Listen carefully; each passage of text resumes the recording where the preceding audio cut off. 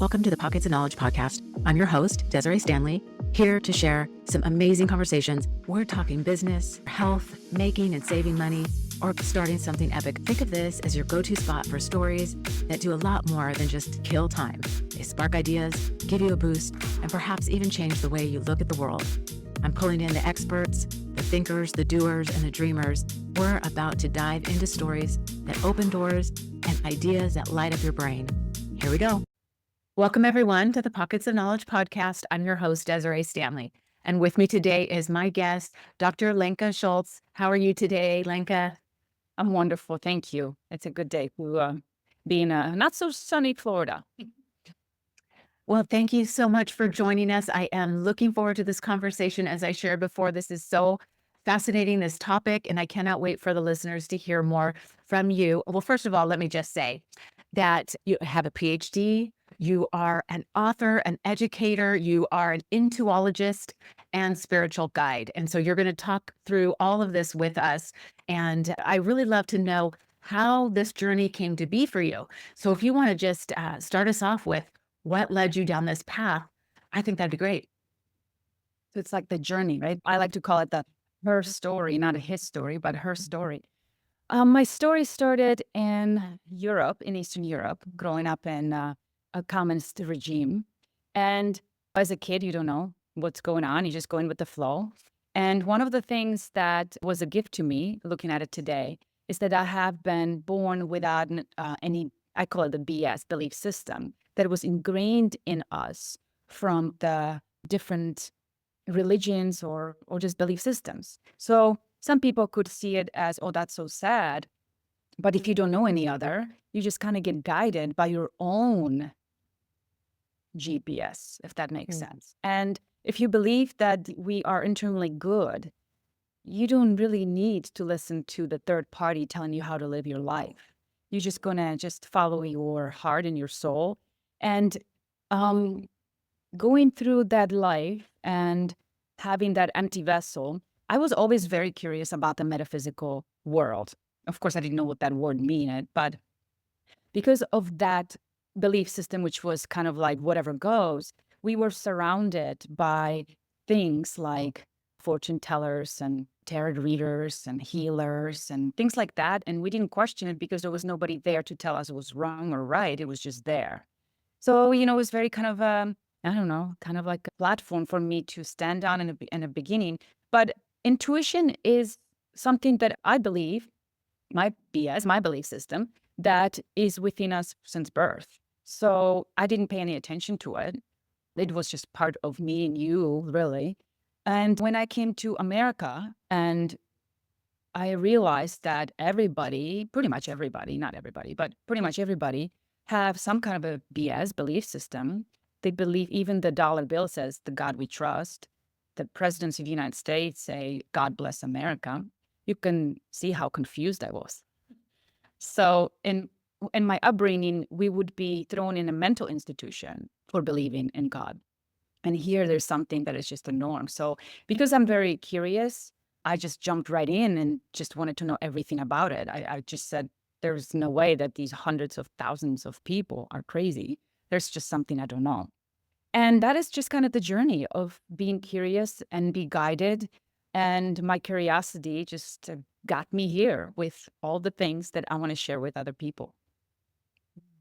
Thank you for explaining that to us and sharing your history, her story, which I think is a great way to say that, because I love that we can learn from each other and our experiences that may be different, but it gives us an opportunity to see from different eyes, I think. And so this is fantastic. And so tell us, Lenka, what does an intuologist, what does that mean exactly? And share that with us if you would. Intuologist is a person who specializes in intuition, learns, studies, and eventually educates or shares the knowledge with others. But it's the specialization of intuition.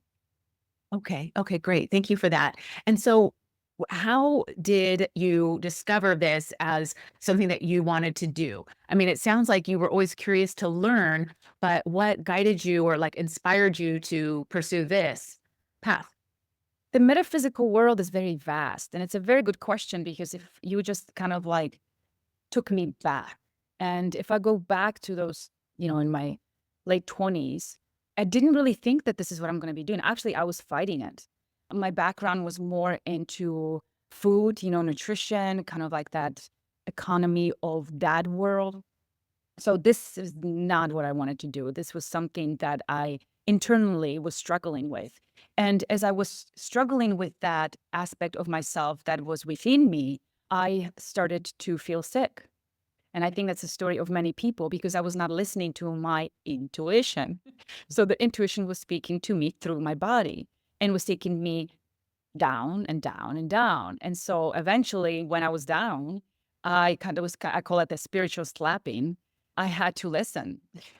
And when I started to listen, the intuitive kind of a senses were reawakening, and they were giving me more energy when I was sharing this kind of information with others. So how I started was, like I was saying, it was vast. Like, so the intuitive world is very vast, and there are many different facets. You can be tarot reader, you can work with pendulums, you could be medical intuitive, you could be doing a remote viewing. I mean, I don't even know from top of my head how many different ways you can utilize intuition professionally, right? But this is where the struggle was. I did not know. So I was opening up all the doors and just seeing where I want to be. But it was almost like climbing a ladder, and each step was taking me somewhere else, but I didn't stay on this. I didn't stay on that step too long. So I was gaining more knowledge in these different realms of intuition. I realized that this is very fascinating subjects, because intuition is very valuable. And people like inventors, Tesla, Einstein, Bohr, I mean, you name it, they all been publicly valuing intuition. And so when we realize that there's something in it that people need to know for their own benefits, I just really got excited. I wanted to tell people, like, it doesn't matter how you utilize it, it will be beneficial to you or for you. And just to tell you just a couple places that intuition is very evident is nurses, police officers, stockbrokers, just to mention few. They rely on their intuition. They may not realize it, but that's how they live their life, like that. So I would like to see intuition to be more on mainstream level, where we can bring that world of the inner self forward. Yeah, that's fantastic. Thank you for sharing that with us. And I think that we are really seeing this evolution of these types of topics becoming more mainstream, and understanding how important that, gut reaction, which I think a lot of times is where that intuition comes from. And, maybe that's my perspective, but I Mhm. sort of feel like that's where these ideas or something, the spark of inspiration or whatever is coming from. Like you mentioned, the people who are inventors, but even in the case of nurses, they may be seeing what's happening, and there's that something else, right? And so, how can people begin to listen to that something else that's talking to them, that they may be not understanding that's intuition speaking to them? Mhm. That's a good question. And you will use a specific word, which is listen. Well, that's one way. But like you mentioned before, gut feeling is not really listening, it's feeling. So there's a different people get intuition differently. Certain people get really aware of their bodily functions, like they get a headache, they get dizzy, they get stomach aches. All of a sudden, they can breathe.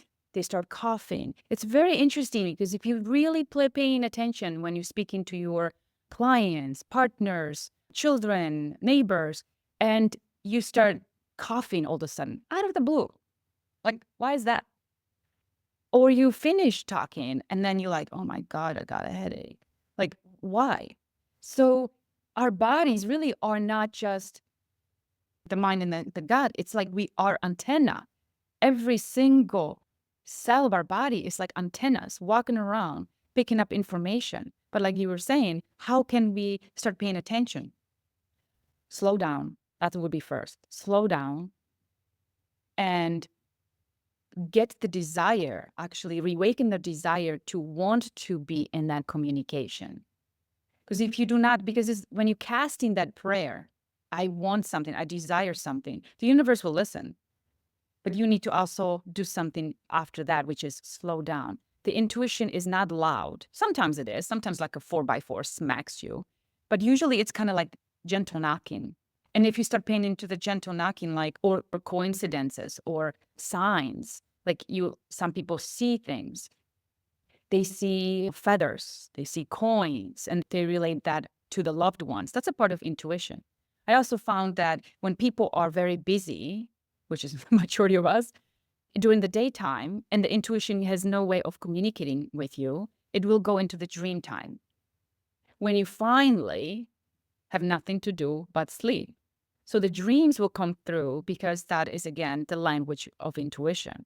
And some people remember dreams very vividly, and some people don't. The people who don't remember dreams may be seeing things in awakened times. So it just depends. But if you're not paying attention, usually dreams will be very, very obvious.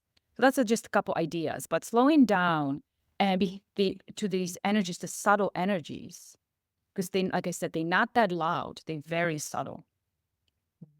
Yeah, that's a great point. Slowing down. A lot of guests have talked about pausing, even if it's in communication or in the work that you're doing or whatever, just that slow down and pause gives us an opportunity to hear other people, hear ourselves, whatever it is that we're feeling. And so thank you also for the reminder that it is our body talking to us. And if we're paying attention to what is happening and reflecting on what is going on around us or what's going on within us that could be causing that, it could teach us a lot, right? And it's also like a muscle. So once you recognize it, and let's just say you have children, that is the easiest thing, especially moms and children have very strong connection. That intuitive sense is very powerful. It's a survival mechanism, right? So it's like the child is in danger or something's going on, the mom knows. How? I mean, that's a good question. Like, how? But we are just wired that way. But if we actually say that is intuition, it's almost like we're making that muscle stronger. So the next time it happens with, let's say, a cousin or a neighbor, and how would that come up? Well, maybe you've seen or hear or sense, or the thought comes into your mind about your neighbor, and you react on it. You pick up the phone and, hey, Jerry, how you doing? Oh my gosh, I'm so glad you called. Da, da, da, da, da. So this one was that intuitive sense. If you, again, recognize it after the fact with your conscious thought, you're building up the muscle. If you constantly unconscious, the muscle doesn't get stronger because you don't recognize it. So it's very important. It's like that whole gut feeling, like, oh, I went to the restaurant and I got queasy. And that was a sign, don't go to the restaurant. But you went anyway, and then you got sick or whatever. So that is the way how our senses can operate. And then they get obviously more evolved as we go, as we have the desire. Some people have no desire to live the intuitive life. But just know that intuition is not something outside of you. Intuition, you are intuition. When people start realizing that you are intuition, your intuition is no different than your nose, literally. You can breathe through your nose, you can recognize your nose, or you can choose to breathe through your mouth. But it's still there. It's up to you to kind of bring it to your life on a daily basis. And intuition speaks through the soul. It doesn't necessarily speak through the ego. It's not interested in the ego. That's why if you're saying to yourself, well, why didn't I get this intuition at that situation? Because it was your ego deal. It wasn't your soul. That's so interesting. Thank you for sharing that. And something that came up for me is when you were talking about, you got a funny sense about a restaurant and you just disregarded it and went to the restaurant anyway. I think that sometimes we try to talk ourselves out of believing what we just know is not right. And I've had that experience myself with a decision that my husband and I made. And now hindsight's 2020, right? And so at the time when I was feeling that, it was like, oh, but no, I'm sure everything's going to be fine. And then it wasn't. And so if I had really lived into that and believed in, what I was feeling, recognizing that something didn't feel right about this decision could have been an entirely different result. So I think it's so fascinating when we try to bypass what we are feeling for that logical like explanation and maybe discounting what is really something that's trying to protect us. So I just had to throw that in there. So because your story is a story of many. And that is also very teachable moment because I have those stories too, and they were like overriding my intuition. And those moments are also key component to learning how to tell that, because it's almost like a validation, like a reverse psychology validation. So if you go back in reverse engineering yourself, how did I feel? How did it came in? Was it sense? Was it just a thought? Like that's how you start building those muscles more precisely. Yeah, thank you for pointing that out. For me, it was like a punch in my gut. Yeah, it was just very strong punch to my gut. And I was just like, oh no, it'll be fine, that kind of thing. And It's also related to a certain body part. So it's like if it's the gut in the world of the subtle world, they consider the gut the power center, right? So it's that whole taking your power away.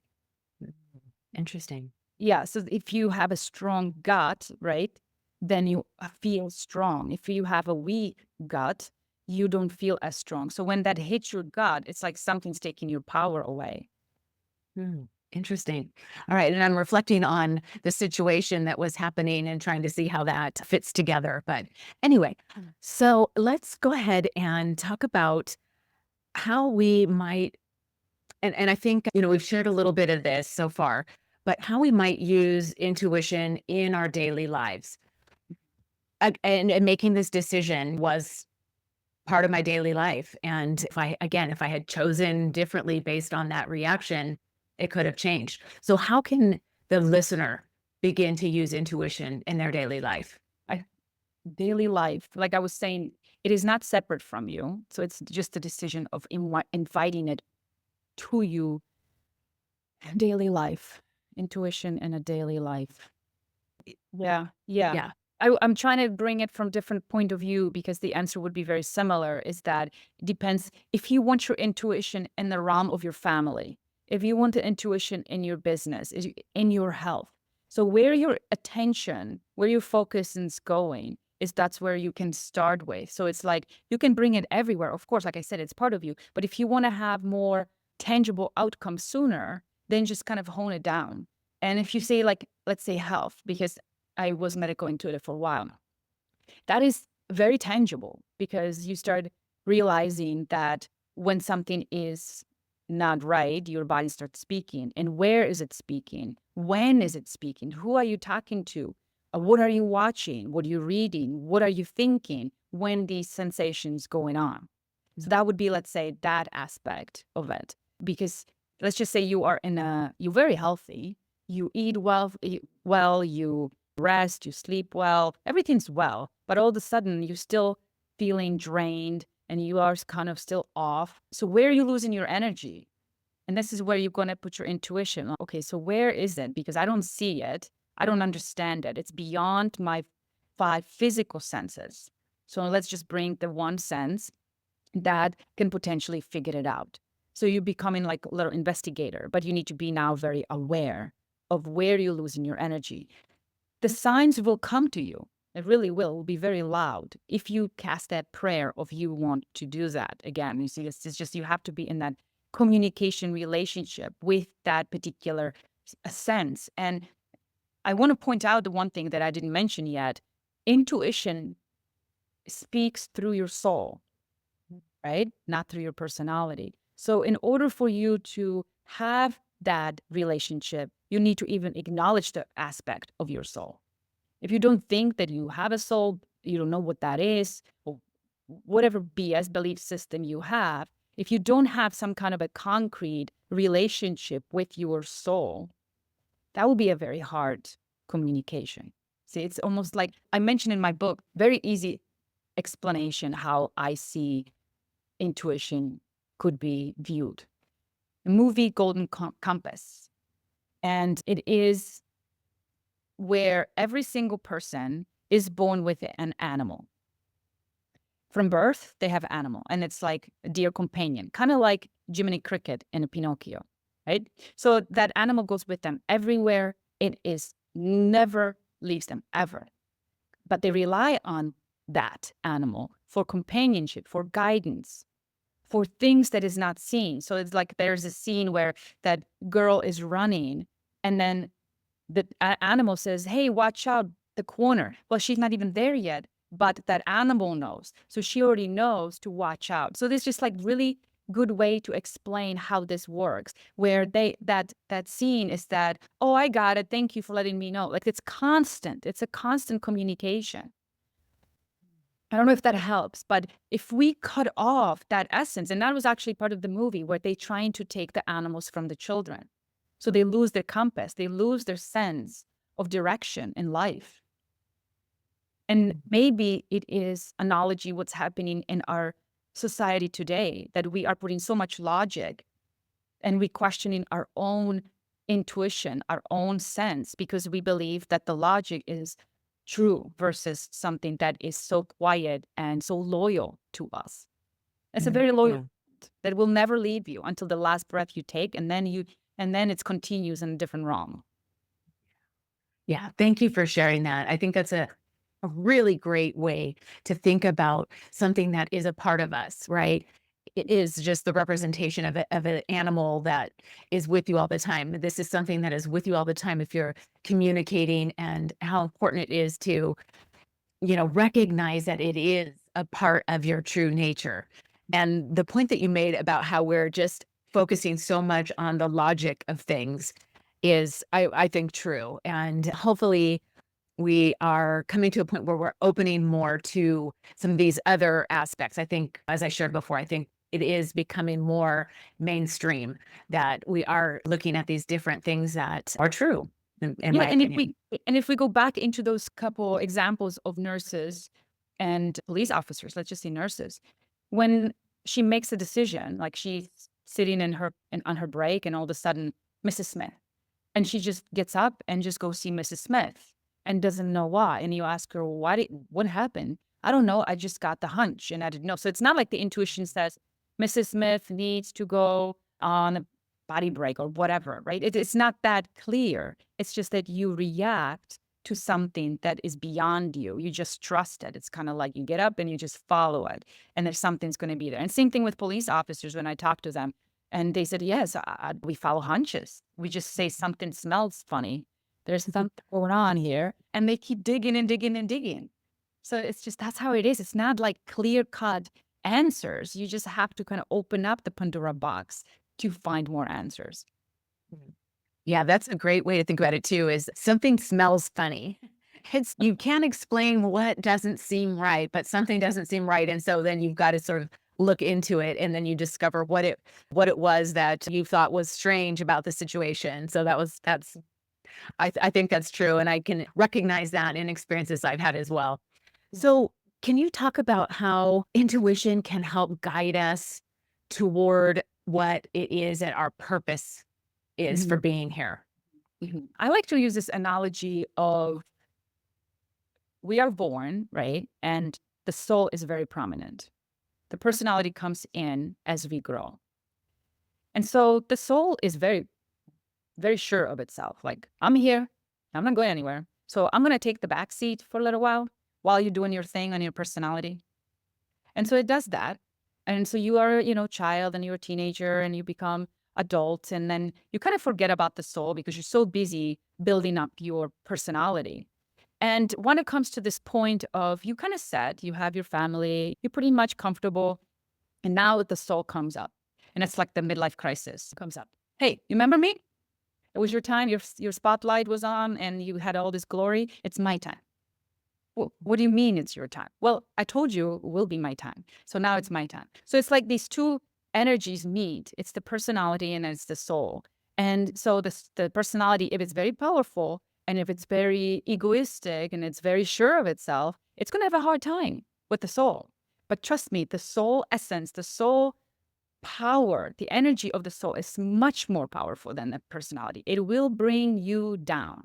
And you can talk to many people who will agree with me It makes you humble in your life. Doesn't matter if it's a disease or it's a bankruptcies or whatever. If you don't listen to the soul, it will bring you down to listen, right? So here we are. Again, I made the scenario that you're very stubborn and you like that steering wheel. You don't want the soul to have any of that because you don't know what the heck this is. What do you want? How are you going to show up? This is kind of scary. So the soul wants to express itself through the personality. But the soul is very divine. It's very loving. It's very truthful. It's very transparent. So if the personality is very thick and heavy and bossy and controlling, you could see this is going to have a lot of work. So the midlife crisis can be walking in the park with flowers and ease, or it could be a very hard journey. And so when we're realizing that that's the sole purpose, so the sole purpose is to express your divine truth, who you really are when you were born. So I even tell people, if you want to know your sole purpose, and if you're blessed to have your mom and dad around, ask them how you were the first 2, 3, 4 years of your life. Were you the one who was so seriously tinkering with your toys, or you were the one dancing with the flowers around? Like, this will be pretty much your soul essence. So you need to bring that back. Now you have the knowledge and experience to make that soul very, very, like, it's almost like a flower, it's like blossoming. So if you have, I don't know, if you are, let's say, the nurse and you have all this knowledge, and now the soul wants to tell the whole world about what you have learned about disease and death and health and compassion and all, that's what the soul wants. It wants the truth out. What you have experienced during this life. But this world of the soul is like very unknown still. And that's why I would like to bring it forward to start having these conversations and these midlife crises. It doesn't have to be running to psychiatrists and doctors. Oh my God, I'm losing my mind. No, it's none of that. It's just a very gentle way, or not so gentle, a way of some other force is coming through trying to make itself known. Yeah, thank you so much for that, Lenka. That was excellent. The everyday life, we feel like, okay, I've got to do these things and achieve these things and whatever it is in this life, but that may not necessarily be what your sole purpose is. It's just the, I don't know, day-to-day reality of living in this world. And so you're just doing what you have to do to get by or whatever the case may be. So I think that's so interesting how it can either be quiet and these things can be coming to you quietly, or like you said, it could just hit you across the face like a 2x4. And I've talked to people before who've mentioned big, big things happening to you to make you stop and say, okay, I'm clearly on the wrong path here. And so if we, again, I think it goes back to if we pause and look at these experiences, these things that are happening, these quiet things that are coming up, we can use that to make the changes before that 2x4 hits you across the face, right? Yes, it's like as you were speaking, I had this vision of seasons. So you're that's the spring, and then you have the summer, which is like your very vital time of your life, and then you are in the fall, which is the midlife, where you are collecting all the things you had, like you gather in all your fruit and your nuts and all your harvest, and now you have the harvest, and now you do what? You want to share it with others. So if you're not going into that whole, I have done all of this and now I want to share, you are going against your nature because you are nature. You are part of nature. So if you're still trying to act like in 20s and 30s and you're trying to still be on the top of the Google search because, you know, the new people are coming up and you still have to hold it up there. No, you can go down here and wait until those people who are just coming up looking at you like the wise one, the elder, which people having a hard time seeing this, you know, is a beautiful stage in our life, really. And then, of course, that what's next, the next 20, 30 years, it could be really wonderful because you don't have to chase the Google searches and all the likes because it's now completely a different energy going through you. Yeah, great point. Really, I think it's an interesting perspective that many of us don't stop and really think about what we have to offer as we age and that wisdom of experience in all of the facets of our life. And so I think that's important to remember. So thank you for that. Yeah, and I would like to kind of remind people that if we all going against the nature, it's a lot of tribes around the world that still honor the nature. For example, if you would have a child, it is not raised just by a mom, it's raised by the village, mainly by the grandparents. Why? Well, because they are much wiser than you are in your 20s and 30s. And so you can go and do your thing, what you need to do, while your children are not just loved, but they have wisdom placed in these children. But today, our grandparents are busy paying bills. They don't have the luxury to see their grandchildren, or they're not interested because they're still chasing a youth. So you could see, if we're not going to go back to the basics, I'm not really sure what's going to happen, because the intuitive senses are very awake during that fall season, because you don't have to survive anymore. So yes, you had different kind of intuition. So in the beginning, you have different intuition. You were very connected to source. And then during that go-getting times, that was that survival intuition, not making bad deals, trying to kind of survive that corporate world, if that's where you were in. And then now you don't have to do that anymore. It's a completely different intuition coming through. It has different feelings. It has more of that, like I said, divine feelings. It's like you're looking for something that feels good. You can't buy this in a grocery store or stores and department stores. Those feelings are within us, and they come in glances. If it's smelling the garden, looking at the child smiling, but it's just reading finally that book that just reawakens you and it feels like a hug to you. Those are the things that we're chasing at that time, and trying to figure out, where's it coming from. This is the contemplation that we're supposed to be in, reflecting on our lives and connecting back with our soul. Yeah, beautifully said. Thank you for that. Can you talk us through a little bit about, you share about the word deception. So I want to know what that means to you, and how is that connected to our intuition? I love the topic. So understanding deception, we have to first go with the lies and the truth. And I thought about it a lot before I kind of made my own BS belief system about this. And I'm constantly changing and evolving. So I might, you hear me the next 2 years saying something else. But at this point, I'm realizing that from my own life, growing up in communist regime, this is what I was told the truth is about that existence that I lived. And I still remember, as of today, where the teachers come in when we have that velvet revolution and the Iron Curtain lift up. The teacher comes into our classroom, takes our books away, and says, we're not learning this anymore. That's not the truth anymore. And we're going to get a different books. So whatever you learn, just forget it. What? So if you are a very curious person, that will shake you a little bit. And you're going to say, what? That's really confusing. So that was the truth, and now it's the lie? And now I'm going to have new truth? And how long this is going to last? So was it the truth? Was it a lie? Well, I believe that it was belief system. They were somebody else's opinions. They were placed on us to see some kind of a truth. And then eventually it was a lie. But it was truth at that time. For them, for me, and all the people around me at that time. So I could not say that I lived a lie, because I lived the truth at that time. But then the truth changed. So then it gets us into what is deception. Deception is when you mix the truth with the lies together. Because when you listening to something, you say, yeah, that's true. But then there's something that doesn't feel right, but it's mixed with the truth. So, okay, so is it the truth or lie? No, it's not that, it's not that. It's very deceptive. So I was living very deceptive kind of existence.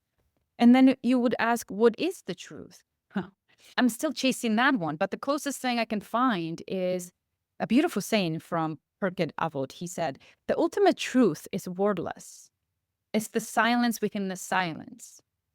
So what does this mean? You will not find the truth in the books and on TV and the social media. The truth is somewhere here. Where is the truth? The truth is that we are all made out of energy. That's the truth. And in some way, we materialized into this, and we call it body. It's a word. And I named this body Lenka, and so on and so forth. So they're not lies. They're truth in some point of existence. But the truth is We are all energy. We are all made from the same energy. And so on and so forth. I can chase that rabbit hole, right? But that's where I stop, because really the silence is really the truth, because I don't know, you don't know. And if somebody comes in and says, I have the truth, really, do you? I don't know if I'm going to believe that, because I already lived through a lot of deception in my life. And I look at it as, I don't think that people or organizations or businesses always have a negative mindset when they delivering it. They just ignorant, or they just don't know at that point of their awareness, if that makes sense. So I still believe we are inwardly good, but it's our job to find the truth for ourselves at this point in our existence. So with health, we talked about the health. If you start on the healing journey, it's very confusing. I wrote about it in my first book. It's very confusing because there's so many truths on how to heal your body. And so when you realize that it's like a TV station, they all have the channel, they all have the program, and you can pick. And because it is the truth, if you want to believe it, it's the placebo effect. It will serve you well. It really will. But when you start bringing this program and that program, and you have 10 programs trying to heal your body, you create confusion, because you're like, well, is he right or he's wrong? Well, he says, yes, garlic, but they say in garlic, no garlic, because it's a completely different continent. And I wrote about it, how inflammation, one person says cinnamon, yes, cinnamon, no. Okay, who do you trust? So stick with one and just follow that. And just know that's your truth for now. If you want to change it, just like I learned in the beginning of my life, change the script. Thank you so much for sharing that. It's so interesting because, again, just coming from a completely different perspective from your growing up experience, it entirely different, right? It's this information is true, but now it's not true because of the change in the systems of the country and the government and whatever. And so it's so fascinating. And I agree with you with the concept of health and wellness and fitness and all of this, because also you're talking about the difference in your body and how it responds to different things that you're putting into it and the different types of exercises you're doing. And so all of this, it may be true, but it may not be true for you because it's not knitting with your systems in your body. Yes, and that's when the intuition comes in again, right? Because if somebody says turmeric is good, but it gives you tummy ache, maybe it's good in the data and maybe in that continent, but not for me, not for my body. And that's when we have to honor our truth, this truth. And that's when the intuition comes in, because your body's going to tell you somehow, because it's not going to set in. You're absolutely right. It's if we're eating something and it's making us physically ill, or we start getting rashes or whatever, then clearly it's not intended for us to eat. And I'm going to make light of this for a moment, but I cannot stand cilantro. And it's that funky taste for me. And I know that there's lots and lots of people who love it, but for me, it tastes disgusting. And so I'm not going to eat it. But again, it's that point that some things just are not truth for us. So great perspective. Yes, and it's when we are entering on the journey of healing and we have a budget, financial budget, and we say, okay, I'm going to invest this much money into this therapist and this acupuncturist and this nutritionist, and I will create a healing team, and they are not on the same wavelength, it's going to create confusion in your body. So people have to, again, say, okay, who resonates with me? Who I resonate with today? Because maybe you're going to just start with nutritionist, and maybe she'll give you something and then you resonate with that. If she doesn't resonate with you, you need to go to find some other nutritionist who maybe her BS belief system resonates with your body. So it doesn't mean that that person is doing anything wrong. It's just not right for you. We have billions of people, so we can pick and choose. And this is the beautiful thing about intuition. It's the resonance. How do you resonate? When you come in to her office and you feel, I can tell her everything. She's not going to judge me. She's not going to do anything that, against my will or wish. She's going to listen. That's already healing. You're already on a good journey.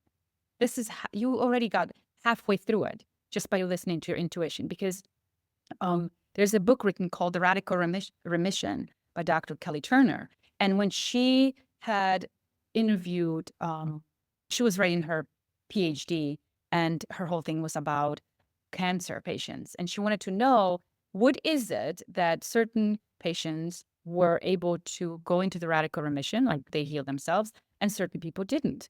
And so there's very interesting studies, and the book is really informative. But what I found fascinating is she bring it down to the 9 things. The most important 3 things were food, the nutrition, but third was intuition.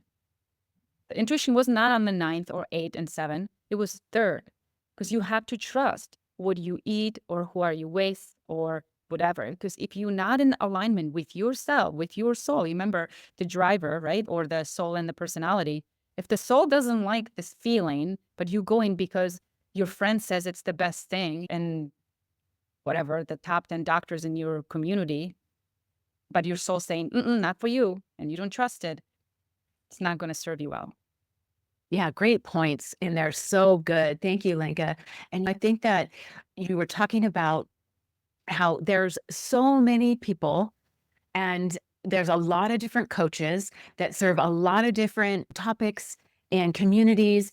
And if they're not the match for you, doesn't mean that they're wrong and that their teachings are wrong. It's just not a match for you. And I love this idea and concept because what we have to share is intended for who it's intended for. If it's not going to hit with that person, there's somebody else that it will. And it doesn't mean that we're wrong or that what we're teaching is wrong. It's just not for that recipient. Yes, exactly. It's all about resonance. Right, right. But listening to what your soul, your body, your intuition is telling you is, again, you're just showing how truly important it is that we do listen. Yes. So, And we have to start really in the beginning with our children, because we are told that the children have to behave a certain way. They do not have a voice. So this is what I found with my clients, majority of females who have been abused one way or another in their life and their boundary were crossed is because they never had boundaries. And their parents were telling them, you be nice. Or you cannot say this. You cannot say no. You have to be always nice. So that is a very going against your intuition, because the intuition says, I don't like Uncle Bob. I don't want to give him a hug or whatever this is. If you do not honor that in your children, you're more concerned about Bob, then there's something wrong with this whole picture, because you have evolving individual who's trying to make connection with their intuition. What do you care about Bob? He's already a grown man and he can figure it out. And I also found that people like to label children to make themselves feel better. So let's give you the scenario. You're meeting someone on the street and then you have your daughter or son next to you. And you say, hi, Mary, so good to see you. And they're like, oh, hi, good to see you too. Oh, who's that? Isn't she cute? And then your daughter goes behind you and hides because it doesn't want to talk to your friend. It's your friend, not her friend. And as if you just think about it logically, it's just the size, everything. It's like she's not interested in your adult chit chat. But because your daughter went behind you and you were the shield, she immediately goes, oh, is she shy? My response always was, no, she's not shy. She just doesn't want to talk to you. Can we be honest? Can we stand for our children? Because there's nothing wrong with hiding. There's nothing wrong with not talking to adults. So when we start changing our perspective of honoring somebody else's intuition that is not developed yet, this is very crucial time, because if the intuition, the GPS, I call it, if the GPS is off, it's going to have a hard time in life to find the right, the wrong, the deception, and all these other things. So it's really our responsibility as adults to respect the intuitive senses of our children as well. And if the child is screaming, there's a reason. Yes. yeah. Yeah, that's so true. I agree with you. And looking back on how I was raised and how I raised my children in that way, you're just like the perception. What is the perception of you, the perception of your child from this other person, right? And as women, as children, as girls growing up, we're taught to look a certain way, act a certain way, whatever. And I love that you're reminding us how important it is to honor ourselves and our children in when we know that something doesn't feel right or we're uncomfortable for some reason. There's a reason why we feel uncomfortable. I give you, again, I like to give scenarios. Think about it like this. If you are sensitive in any way, think about going to Walmart in Christmas time. Chaos. Everybody's running for the last thing, and it's so many people. The parking lot's insane. And you drag your little kids with you. Okay. How do you think they're going to be? You think they're going to be happy-go-lucky? No, they're going to be screaming. They want to get the heck out just like you do. But they cannot because you drag them there. But then you take these children and you take them to the botanical gardens and you let them run around. I bet you there will be no screaming. See the difference? Is that when we honoring that understanding of energies, of how people are in different environments, and then realize the children are supposed to not be dragged in these situations and be in these places in the first place. It's not natural. It's not even natural to sit 7 hours straight for 6-year-old, 7-year-old. And then they come home and then more homework and still behave and don't talk back and all this other stress. I mean, we are not robots. We have feelings. And so when they come home or you pick them up from the car line in school, probably the first thing they do is screaming because they need to get it out. It's like a pressure cooker. And then you go, oh, here I go. So you get it all, unfortunately. And so how is that fair to you? Because you just had a stressful time in your work and you want to scream too, but you need to hold it together because other people can watch you. The kids don't care what other people think. So, they don't have the abilities to control their feelings yet. But it's just, I don't know, it's just a beautiful world to see differently. If we kind of just take off the real glasses and put some other glasses on and see everybody with compassion, what these moms and dads going through, what these teachers going through, we're all in the same boat, really. So stop judging one another. Just I used to be a flight attendant and I see these poor moms coming with these children and the child would cry and they would be so embarrassed and and I would just come to them and say, nobody can hear them. And they will feel so much better. That was not true, but I will just make her feel better because you know what? These are children. Yeah, it's so true. You're so right. Having compassion for other people and what is happening. And I'm sure, have all experienced being on an airplane like you just described, where there's a baby or a toddler or child that's rambunctious because they don't know how to control their emotions and their energy in this tiny little tube that's flying through the sky. Right. And so having compassion for the parents who are doing their best to try to keep their child entertained so it doesn't disrupt everyone else.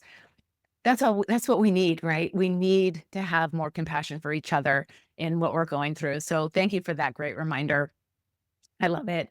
Well, Lenka, I really want to talk about your book. And for those watching on YouTube, you can see it behind you. It's a beautiful cover with the heart and the eye. I love it. So it's Intuition. Tell us about it and what the listeners can find if they were to check it out.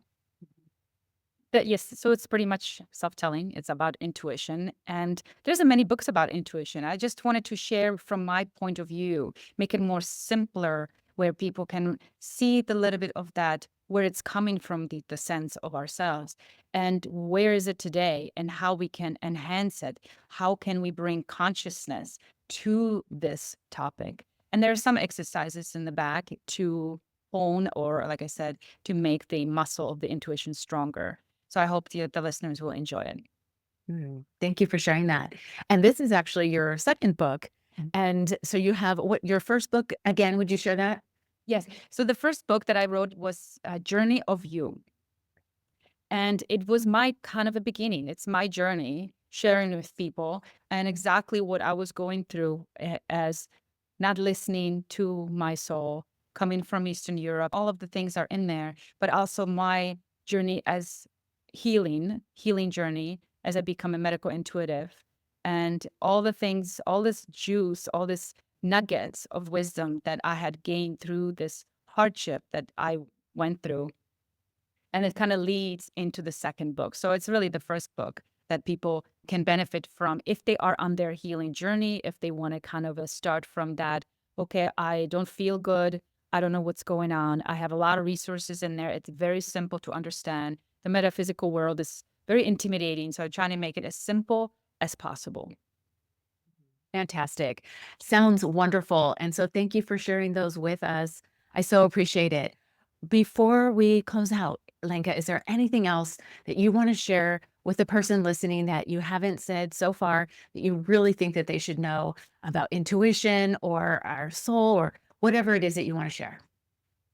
I think what I would like people to take out of this is we are so much more than our physical body.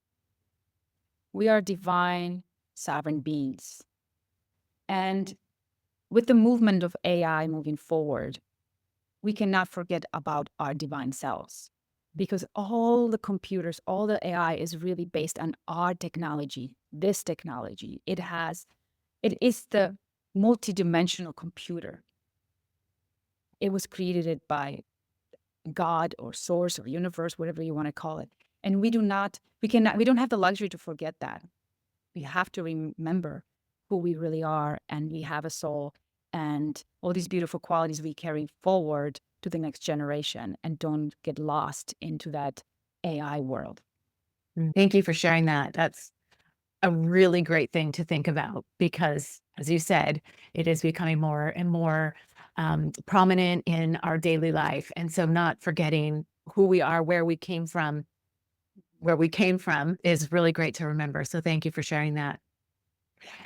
I love to have my guests share if there are other books or podcasts that they think that the listeners should check out. Is there books that you want to suggest? Obviously, I'm going to link your books because they are tremendous resources for the listeners. But is there anything else that you'd like to share? The books that I had read that really made a difference in my life would be something like The Alchemist. It's a very classic from Paulo Coelho, and Power versus Force by Dr. Hawkins. This will kind of explain the consciousness and the level of consciousness, actually, which to me, it has a very good foundation for the metaphysical world if people are interested in it. And at this point, I kind of like delving into the bees. I feel that the bees are so mysterious and so mystical and so divine. And I'm learning about that, the life of the bee. And let's see, it's the bees and the ancient mysteries. So things like that. That's like the fun read for me. And podcasts, I'll be honest with you, I don't have the luxury of listening podcasts. But I can share another book. Convoluted Universe by Dolores Cannon. I love all of her books because they kind of make you travel to different universes, different dimensions, and just kind of make you expand to the worlds that is not really talked about on our level here on the human level. Okay. Fantastic suggestions. Thank you so much. There's a couple in there that I hadn't heard of before. And so I absolutely will make sure all the details are in the show notes. I'm going to check that out. I love this idea of expansion. And anytime I think that we can learn something new, we are expanding ourselves and our hearts, everything. So thank you for those great recommendations. Lenka, how can the listeners find you if they want to learn more, follow along with the work that you're doing, maybe ask you questions or pick your brain? How would they be able to do that? Well, first, I want to thank you for doing what you're doing, because I watched a few of your YouTube interviews, and I must say, very fascinating ladies. And I learned so much just watching them. So there's always gratitude for people like you who bring in this information forward, because it's the all resonance. The people who need to listen to this will find it. That's kind of how it works. So thank you for what you do. I am easily found on lenka.org, and pretty much everything is there, and you can go like a web from there. And I do offer spiritual guidance if people are interested. And that's pretty easy. I'm trying to make things simple. So lenka.org. Perfect. I'll be sure to put that in the show notes. And as you said, everything else is right there. So you can start from that landing point. And so that's excellent. Yeah, and thank you so much for that compliment. I appreciate that very much. Again, I just want to thank you for your time, for this knowledge, for this information that you've shared with us, and giving us an opportunity to, expand our minds and learn something new today. So thank you. Thank you. Very much appreciate that. Yeah. We'll talk more soon. Thank you, dear listeners, for tuning in to another insightful episode of the Pockets of Knowledge podcast. We appreciate your time and curiosity as we explore fascinating topics together. If you enjoyed today's discussion, be sure to join us next week for another amazing episode. Remember, your journey of learning and growth is a continuous adventure, and we're thrilled to be a part of it. Don't forget to subscribe so you never miss an episode. Until next week, stay curious and keep exploring those pockets of knowledge.